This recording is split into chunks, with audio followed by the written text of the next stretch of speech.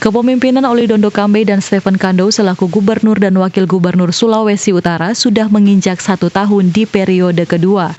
Berbagai capaian diraih ODSK, mulai dari pengendalian COVID-19 di Sulawesi Utara, pembangunan infrastruktur yang terus berjalan di tengah pandemi, hingga berbagai program yang mendongkrak pertumbuhan ekonomi bumi Nyiur Melambai. Pertumbuhan ekonomi tidak pernah mengalami negatif, ya.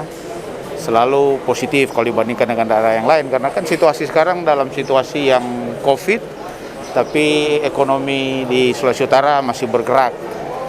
Terus pembangunan infrastruktur yang mengalir ke Sulawesi Utara sungguh luar biasa, ya. Jadi dalam 1 tahun kepemimpinan ini banyak hal yang telah dicapai oleh kepemimpinan ODSK.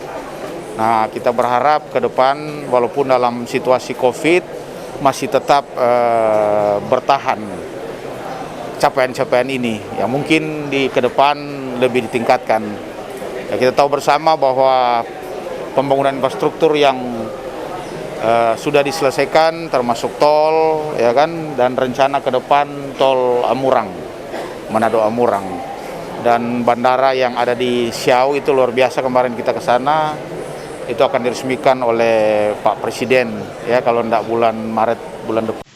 Diketahui pertumbuhan ekonomi Sulawesi Utara pada tahun 2021 ada di angka 4,16% yang mengindikasikan pemulihan ekonomi terjadi di Sulawesi Utara.